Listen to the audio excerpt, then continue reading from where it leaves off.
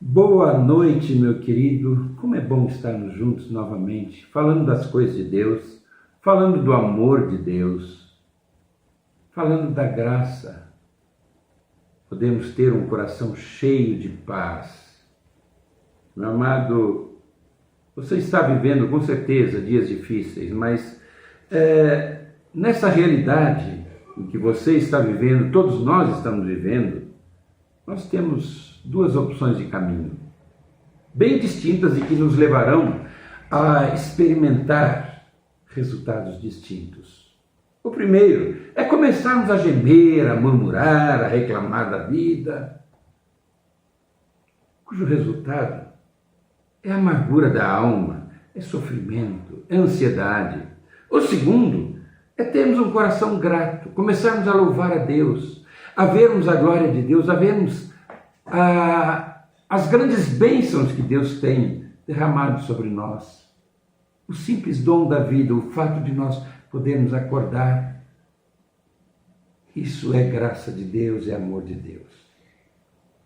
Nós precisamos parar para pensar e colocarmos em prática o que a palavra de Deus nos ensina lá nas palavras de Paulo: em tudo dai graças. Nessa tarde ou nesta noite, nós vamos pensar um pouco como crescer com estas provações da nossa vida, como crescer nas dificuldades da vida, porque na verdade a palavra de Deus lá em Romanos 8, 28 diz assim: sabemos que todas as coisas cooperam para o bem daqueles que amam a Deus, daqueles que são chamados segundo o seu propósito. O que quer dizer isso? Quer dizer que apesar das circunstâncias que você vive, Deus o ama e Deus usa essas circunstâncias porque Ele quer moldar o teu caráter.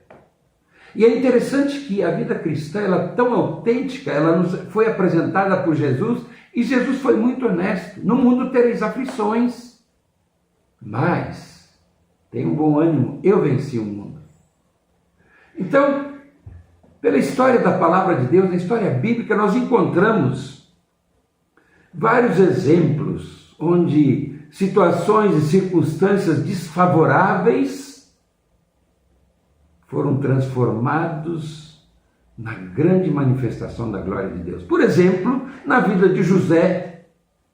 José foi vendido pelos seus irmãos, foi comprado, tornou-se escravo na casa de Potifar. Ali foi assediado sexualmente pela mulher de Potifar, ao que ele saiu correndo.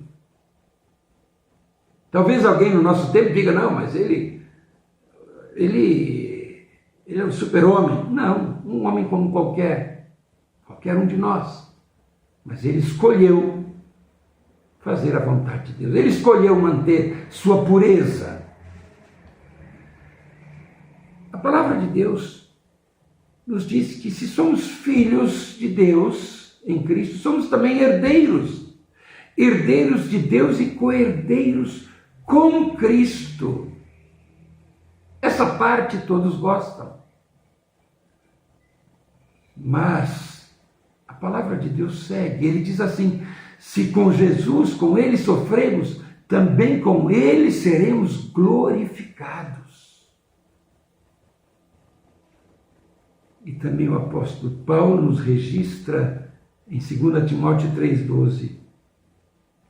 Ora, todos quantos querem viver piedosamente, querem viver uma fé verdadeira em Cristo Jesus, serão perseguidos, não serão compreendidos por esse mundo. Serão, digamos assim, ETs, porque a sua vida é diferente. Então esses alertas devem ser levados a sério. Deus está trabalhando conosco. E nós, desde que conhecemos a Jesus, nós passamos pelas mesmas coisas que Ele passou, e Ele passou pelas mesmas coisas que nós passamos. Solidão, tentação, estresse, crítica, rejeição e tantos outros problemas. Agora vejamos, o que o Senhor quer fazer? Primeira coisa que nós focamos muito nesta vida são os valores materiais. Mas, segundo Deus, os valores espirituais estão muito acima dos materiais. Então, os desafios e lutas nesta vida nos levam à dependência de Deus. A depender e a confiar em Deus. Entrega teu caminho ao Senhor, confia nele e o mais ele fará. Nós precisamos de confiar nele, não na nossa força, não nas nossas soluções. Deus está moldando o nosso caráter, está moldando a nossa vida. Em segundo lugar, os desafios e lutas nesta vida testam e fortalecem a minha fé, a sua fé. Deus está querendo que nós venhamos a crescer, deixar a infância espiritual e deseja nos levar à maturidade. A verdade é que quando um corredor se prepara para uma Olimpíada, para uma competição, o treinamento leva à exaustão física, a ultrapassar os seus limites. Por quê?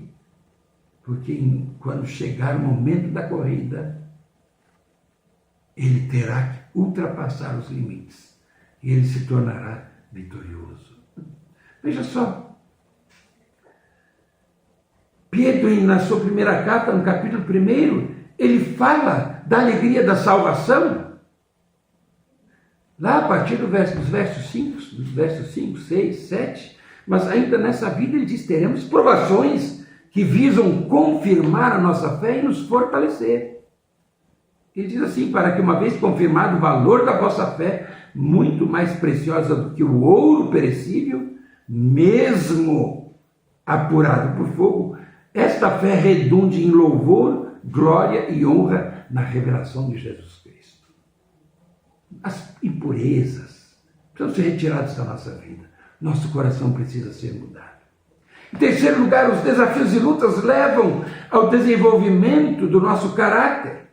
O caráter não se recebe, não se desenvolve em escola, mas nas circunstâncias da vida, quando Deus está na direção, quando Deus está nos guiando. E essas circunstâncias são oportunidades para desenvolvermos e fortalecermos os músculos espirituais e a fibra. Note que Paulo diz assim, não somente isto, mas também nos gloriamos, nos alegramos nas tribulações. Nós louvamos a Deus nas tribulações, sabendo que a tribulação produz perseverança, persistência, e a perseverança, a experiência, e passo por aquilo, recebe uma experiência, e essa experiência é esperança. E lembre-se, querido, que a provação, a dificuldade, a luta que você está passando, ela é temporária. Amanhã passou. Em quarto lugar, os desafios e lutas nos preparam para a eternidade. E a palavra de Deus, em Romanos 8,17, diz, se somos filhos, somos também herdeiros, herdeiros de Deus e co-herdeiros com Cristo. Se com Ele sofremos, também com Ele seremos glorificados. Note que só palavras de esperança e de vitória em todas as dificuldades que você enfrenta, dependendo da maneira com que você as encara, o seu coração se alegra ou afunda. Mas você pode fazer uma escolha, olhar para a palavra de Deus, crer e confiar nesse Deus que te salvou, crer e confiar nesse Deus que é maior do que tudo que você possa passar. Veja, Pedro ainda diz assim, lá na sua primeira carta, capítulo 4, não achem estranho passarem por um grande fogo, por esse fogo, por essa dificuldade que surge no meio de vocês, como se uma coisa estranha acontecesse. Mas ele diz, alegre-se. Alegre-se, pois, na medida em que sois coparticipantes dos sofrimentos de Cristo, para que também na revelação da sua glória vocês se alegrem. Pedro nos lembra disso. Os problemas não amadurecem você automaticamente. Você precisa tomar uma decisão, você precisa decidir confiar, decidir se entregar a Deus, decidir deixar Deus cuidar da situação. Por isso, muitos não decidirem, tornam-se então amargos, revoltados, ensimesmados. Eles tentam sobressair de qualquer maneira. Sabe por quê? São frustrados. Escolheram não deixar Deus dirigir sua vida, não confiar no Senhor. Então, tornam-se pessoas amargas. Eu sei que nós não desejamos ser amargos, nós queremos a alegria da vida. E a verdadeira alegria nós só encontramos no Senhor. A verdadeira alegria nós encontramos quando nós deixamos que o Senhor cuide do nosso coração, nos encha da sua paz, nos enche da sua graça. Por isso, o nosso sofrimento, a nossa luta, ela é temporária, mas a recompensa é eterna, é para sempre. Por isso, não desanimamos. Pelo contrário, mesmo que o nosso homem exterior se corrompa, contudo, o nosso homem interior se renova de dia em dia, se renova na presença do Senhor, na relação com Deus. Porque a nossa leve e momentânea tribulação, e quem está dizendo isso? O apóstolo Paulo, que passou por terríveis provações e tribulações. E diz: a nossa leve e momentânea tribulação produz para nós eterno peso de glória acima de toda comparação. Não prestando atenção nós nas coisas que nós vemos, mas naquelas que não podemos ver. Porque aquelas que vemos são temporais, são temporárias, e as que não se veem são eternas. E estas que não se veem são aquelas que nós vislumbramos pela fé no segredo, que é o segredo da vitória no Senhor. Então, querido, cresça em meio às dificuldades, louve a Deus, porque Deus está te abençoando. Deus tem a libertação e tem a vitória para você. Vamos orar nesse momento. Senhor Jesus, Tu sabes quem está nos ouvindo nesse instante. Tu sabes quais são as lutas e quais são as grandes dificuldades. Mas nesse momento, Senhor, vem derramar aquela paz do céu no coração de cada vida. Vem, Senhor, derramar o Teu amor. E, Senhor amado, abrindo os olhos da esperança, para que possam ver a Tua glória. Tira os olhos, Senhor, de cada um das lutas e coloca esses olhos, Senhor, em Ti, para que possam ver que Tu és o Deus Todo-Poderoso, maior do que qualquer dificuldade que nós enfrentamos nesta vida. Pela fé, nós Te entregamos tudo agora, em nome do Senhor Jesus.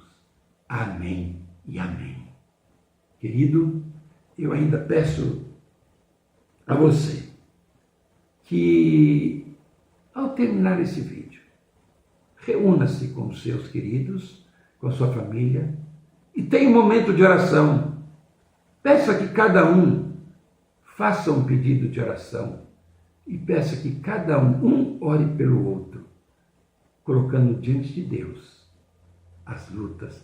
E peça que cada um também fale das grandezas de Deus, o que Deus fez, para que haja gratidão no coração. Amados irmãos da aliança, minhas ovelhas queridas, e meus amigos que não são parte da aliança, mas têm nos acompanhado nesses dias, que Deus abençoe você com bênçãos espirituais, com as bênçãos do céu, agora e para sempre.